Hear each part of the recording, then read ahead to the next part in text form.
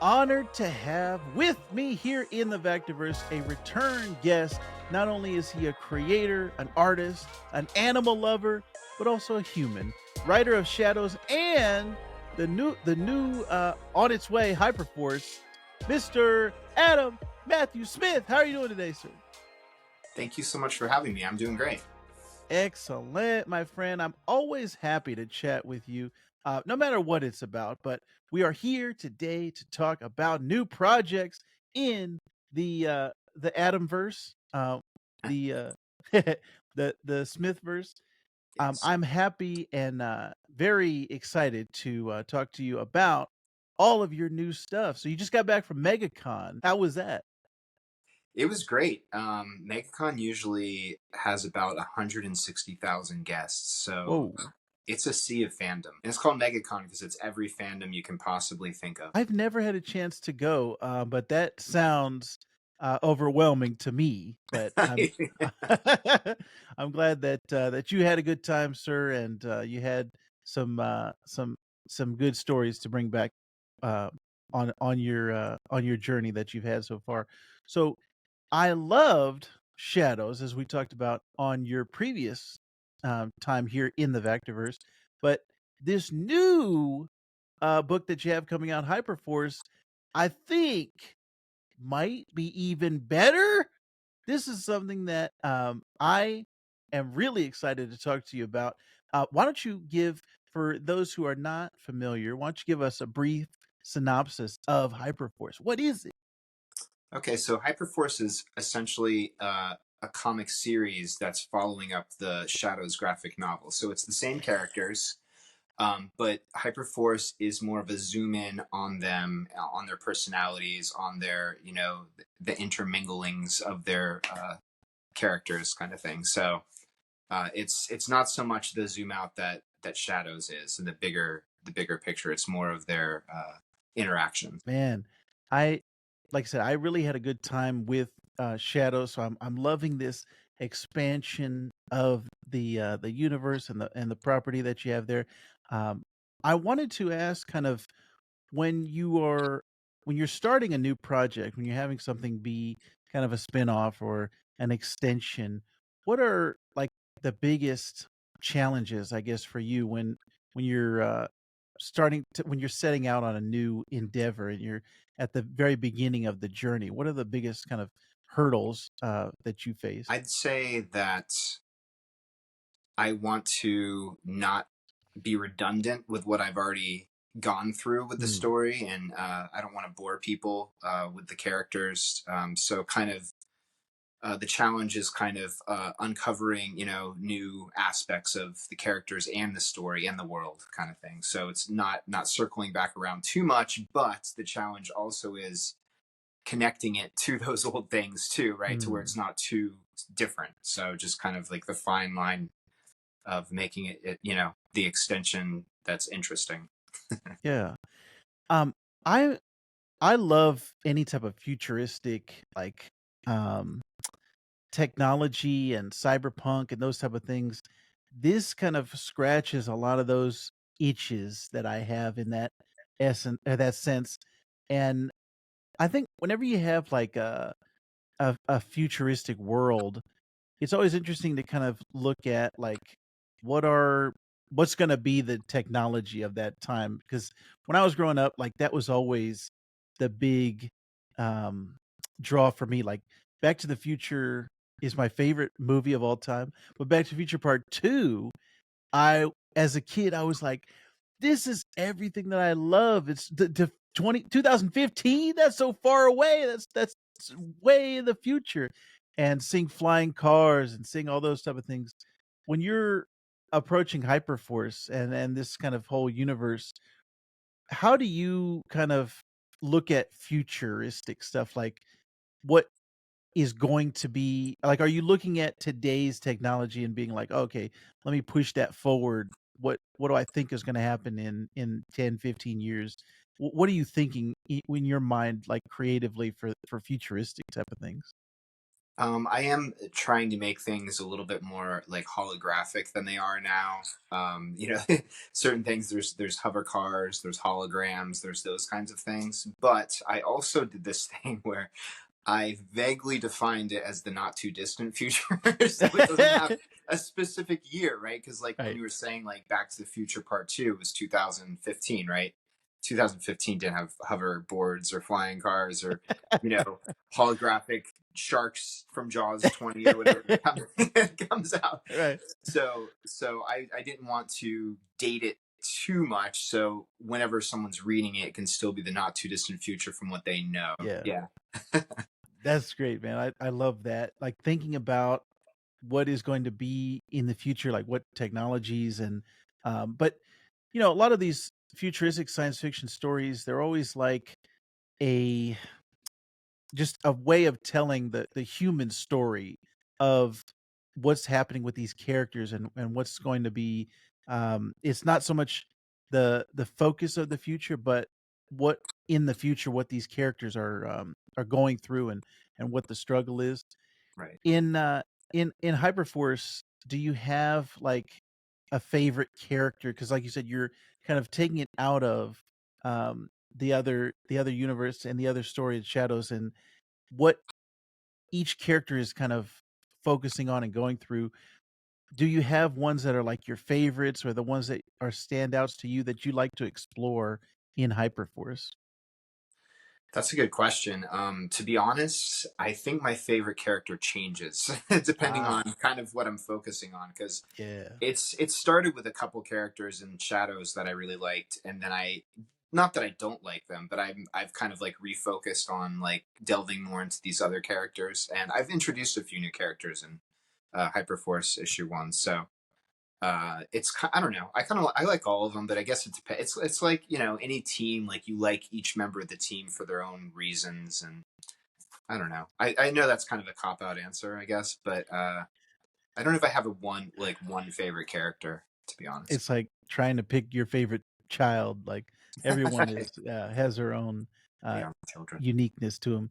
Yeah. So this was a new artist, right? Is this the first time that you worked with Alejo Vigliani? I'm probably Yes. butchering his name. No, Alejo Um, Vigliani. Yeah. oh yeah. So yeah, it is the first time we worked together, and actually I met him through Nacho Ah, Rodriguez, who is the yes. cover artist for Shadows, and it's one of his good friends. Ah, And so he's like, "Hey, I have this friend who's really into cyberpunk," and Alejo went to school for fine arts, so he's an excellent artist outside of like comic creation and stuff like that, but really brings a lot of character to the expressions and what I love about what he's done with the illustrations of this is he's made they all have very unique faces. Like a lot of times when you read comics, like all the females have a certain look with different color hair. They all have like their own features to where you could pick that person out and be like, oh, that's Fume or that's Sarah or that's Kitsune kind of thing. So that's super cool. yeah, man. I loved this art style. It's so frenetic and like vibrant, and the violence kind of comes alive. Like Invincible, it reminds me of Invincible a lot, where it's there's like there's violence and there's gore, but it's like an interesting way that is focused on, and like it doesn't turn you off, I should say. Like it doesn't like, "Ew, that's gross." Like it's just kind of like, "Oh, this is very visceral." Like it puts you in the moment, and like immerses you in it. Very very immersive style. So I loved. I got a chance to check out in advance. So thank you very much, sir. I had a great time just in that style and that frenetic pace that it had to it as well. And you are very festive today with your color scheme, and it gets me in the mood, and like it makes me like want to dive into that world, because neon is kind of like a cyberpunk element that is always like in the forefront.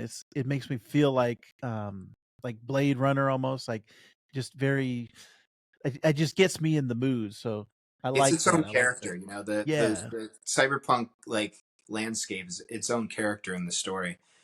which is something that actually I wanted to explore more than was in Shadows, because it was also the backdrop of Shadows, but I kind of wanted to push that forward. And Lejo, being a really big Cyberpunk fan, has really helped, the visuals of the Cyberpunk backdrop. How far do you wanna go in this world? Like, how far do you wanna, keep playing in this sandbox? I'm kinda curious.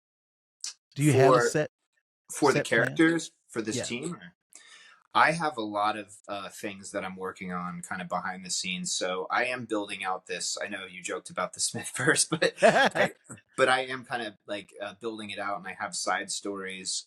So I do have a Kickstarter for Hyperforce issue 1 on February 27th, so the end of this month. And one of the things in the tiers of that Kickstarter is going to be a side story, like a one shot called Nocturnal Rabbit Guy.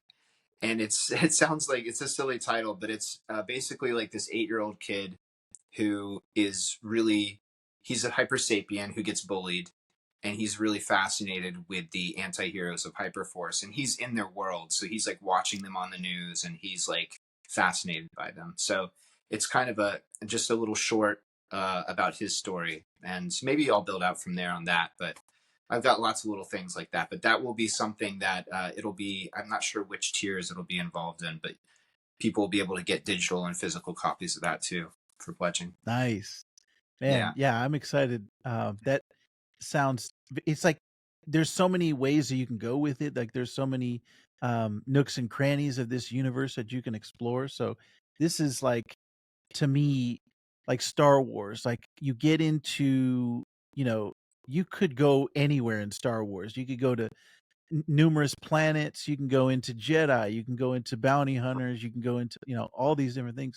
So that's what I kind of like about this universe that you're building out is I'm exploring the world and kind of the politics and all of these things. So it gets me kind of excited because everything feels new. It doesn't feel like, oh, that's tired, that's been done before or whatever. Like everything just feels fresh to me. So that's kudos great. to you, That's good sir. to hear. Thank you. Thank Yeah. you. Um, I wanted to ask, is there any like specific influences that you've had coming from Shadows and now with Hyperforce, like growing up? And we talked before on our previous episode of like kind of pop culture and things that you like. But was there any specific influences that you've had that have shaped your kind of stories that you're trying to tell in this universe? To be honest, like this is kind of the same story. I was really planning on doing this from the beginning, so it's not Ah, nothing that I it, was, it wasn't something I was like, well, that did well. I'm going to do this now. It was like I've always had this idea, and I honestly probably would have made Shadows twice as long if I had the funds for it. But yeah, this is kind of I'm kind of playing more with format here because Shadows was like an all-inclusive graphic novel, and this is a series, so I could essentially make Hyperforce a graphic novel as well, but I'm shooting for a 10 issue arc to start off. nice, nice. So yeah, so that's kind of where my mind's at right now. But it's really I'm going to be exploring a lot more of the cyber parts of it too. So it's going to be almost basically what's going to be happening in this series is, these people have been scared of hyper sapiens, and now they have this technology available to them where they're able to mod themselves to become stronger people, humans. So it's really like humans versus hyper sapiens, but Mm. the humans are like cyber humans now. It's not all of them, but some of them. And it's people whose hatred is kind of fueled by this technology, and they're going to be able to be super powered in a way to kind of fight them. So, Man, those like both of those things you just mentioned, cybernetics, like cyber bionics, and then superheroes like superpowers. Both of those things are right up my alley. Like this is perfect. This is like chocolate and peanut butter coming together because it's so interesting. Like I could read a whole story about each one of those, and then this is kind of the fusion. So man, this is like speaking to me. So I know this like you're tapping into an audience here. There's a great potential for these things because, like, superheroes has always been like that power fantasy of like, oh, what if you could fly? What if you could had super speed? And then with the cybernetics, it's like going into AI and just being able to body modification, like all of those things are so interesting to me. And again, it's like, kind of like that wish fulfillment or power fantasy of, okay, if I could mod my body, if I could improve the flesh and make it stronger, faster, um, live longer, like those things are all interesting to me. So this is like I said, this is my cup of tea. This is great. I'm really happy that you're going down this route. I'm loving everything you're doing. I wanted to ask you, as an independent creator, I was thinking about this because I was listening to a podcast the other day, and it was kind of talking about the industry, the comic book industry, and the way that things used to be kind of like in the 80s and the 90s of somebody like coming up the ladder doing independent stuff, and then that got you into Marvel and DC, like the big players. But now I feel like it's almost reversed to a point where it's like people get into Marvel and DC so they can do their indie stuff. Like they build up that audience so that they can go and do their creator owned stuff. What has been kind of like your experience so far, like looking at the comic industry and Kickstarter and everything? Like, how do you feel about your journey and your kind of path versus when you were growing up reading comics or looking at the industry? Like, how do you feel about your current path that you're on? I think, well, when I was a kid, the internet didn't exist, so Right. That's a so huge there difference. were many fewer options kind of at that point, you know. So Right. I think there are a lot more options compared to like when I was growing up. You pretty much could only be in like one of the big two, or maybe Right. Dark Horse or Image. And I always, I was somebody who really loved Image as soon as it like started Yes. up, and I Yeah. loved all the Image titles. And there's a little bit of like a nod to that stuff in Shadows, and a bit of in Hyperforce too, but it's just like branched out so much. And the comic label that I'm actually putting Hyperforce out through is named Apollo City Comics, and it's Oh, an indie label. It's an imprint of lesser known comics, which is also an indie label, and super cool guys. And it's just really based on the community mhm. helping each other out, and just kind of the more I've been in it, into the comic community, I've realized that it's smaller than you'd think. I mean, there's a lot of Mhm. people, but it's like this person knows this person, and it's all kind of connected in a way. So I think that's the since I was a kid, like things have become more accessible, and Yeah. there's more avenues for smaller artists that don't have to break into Marvel or DC in order to be seen or heard with their stories. So Yeah, I think that's 100% true. The internet and technology has just kinda changed the game for creators, and then also the networking, like being mhm. able just like me and you talking right now Yeah, wouldn't have even existed, 10, 20 years ago.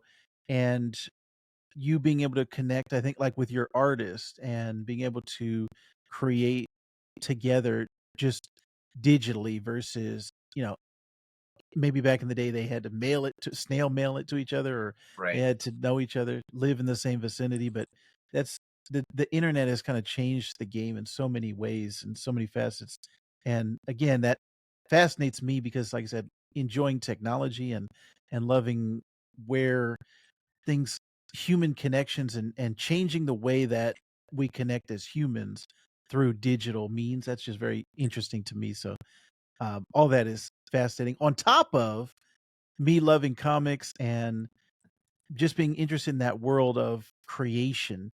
I cover it here on my channel, but I'm not a creator myself. And if I was talented enough, I would. But um, just being kind of like an outside observer of writing and art, it's just everything is fascinating to me, from a standpoint of just storytelling. Like you're using this medium to tell stories is what everything comes down to at the end of the day. And I think comics are my favorite storytelling medium out of all the, whether it's movies, video games, TV shows.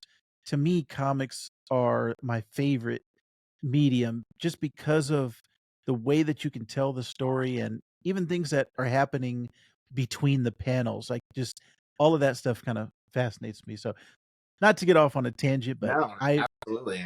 That's, I mean, it's cool because, I mean, I guess the way I'm sure a lot of people read it, but I always loved reading comics because you kind of look at the page, before you even get into reading, you're like, oh wow, you like turn the page and like, what's all this? And like look at all the panels real quick. And then you go through and read, and then you look at it again.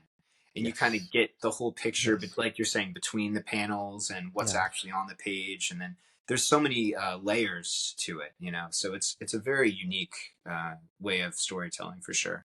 Yeah, and it's like you can control the flow of time, like, as you're reading it, like you said, kind of if you glance on the page and then reread it, flip back a page, "Oh, now I can compare what's happening." Like, Hmm. you have more control, I think, than if I'm watching a movie, I'm not necessarily gonna rewind a scene and watch it back again, for the most part, but I think comics are just so unique in that way that it's using your imagination, your brain, and the way that you're interpreting all these things, all these signals, how they're getting interpreted in your brain.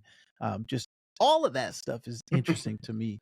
Absolutely. Um, so with this one, like you said, it's the first issue, and do you have a timeline set up in your mind for, after this one comes out, the next project? Do you or you have that under wraps right now? You don't wanna, unleash that on us yet. Do you have that in your mind, like, the next direction that you're going in the story? I do. So I mean, this it's going to be a while before I can get to issue 10. I'm gonna it's going to be as soon as possible, but I Oh, I definitely can't wait. have. There's something that's going to happen, kind of, or at least be alluded to at the end of Hyperforce. That's going to lead into, Ah, at this point, what I'm planning out to be another graphic novel. So it'll be like Shadows, a nice. Hyperforce miniseries, and then another graphic novel, all with the same team. And then Nice. one of my characters, the Forest King, who might be my favorite character, to be honest. Ah, You asked me yeah, earlier, it might be my favorite yeah. character. He doesn't have a huge role in this story necessarily. He's more of like a supporting character, but he's over 1,000 years old. So one of my other projects, which is already up on my website and everything, because I'm maybe getting ahead of myself, but I'm really excited about it. Is it's going to be called The Forest King or The Legend of the Forest King, something like that. I haven't figured the title out, but it's going to be a graphic novel of the 1,000 years leading up to Shadows, of him in his evolution as a person and his views and all of that. Because he's going to start as a pretty bad guy and kind of like evolve into something a little more palatable. Nice. Yeah. Okay, man. All of these things have got me excited for the future of the Smith verse. I cannot wait. Um, is there anything that you want to tell the audience to look forward to for Hyperforce? Like you said, with that one of the Kickstarter, and now I'm blanking on um, one of the rewards is that other kind of side story. Is there any other rewards that you want to talk about, or want to incentive that you want to give people to get on that Kickstarter? There will be a variety. I haven't, not everything is all mapped out yet, but for the most part, I think that will be one of the big additions. There will Yes. be a couple of anthologies from Apollo City Comics and lesser known comics, some titles from them, and a couple anthologies that will be in some bigger bundles for higher tiers. So there'll definitely be not just the Hyperforce story available. There will be also some other comics in that community that will be a part of the bundle. So that'll be cool. And then you get to see other indie artists, and Yeah. so that's neat. And then Man, this I have down the road also. I'm going to, not too long. I'm going to be rebooting Shadows, or kind of redoing it. not redoing the pages, but giving it kind of a facelift and Mm, rebranding it as Hyperforce Rising, because has just been called Shadows so far, and I didn't want to give too much away when I put that book out. But now that Hyperforce is out, I think I can retroactively start calling it Shadows Hyperforce Rising. So nice. Okay, man. Like I said, this has all got me excited for the future. I can't wait. I want to reread Hyperforce again. Like I said, so far I have really enjoyed it, and I think the audience will love it too. Like everyone that is into like the things that I've talked about, Blade Runner, Back to the Future 2, like cybernetics and the interplay between those two, all of those things are great in Hyperforce, and I'm really excited again for the future that we have to come here. So everyone, I'm very pleased to have Mr. Adam Matthew Smith back here in the Vactorverse. Anytime, sir, you have a new addition to the Smithverse, please let me know so we can talk about it here in the Vactorverse. I'm very happy to have you, my friend. Um, Anytime, like I said, you are welcome back. So thank you very much for joining me again, sir. thank you for having me back. I appreciate it, and Yes. I'd be happy to talk soon. Yes, yes, excellent.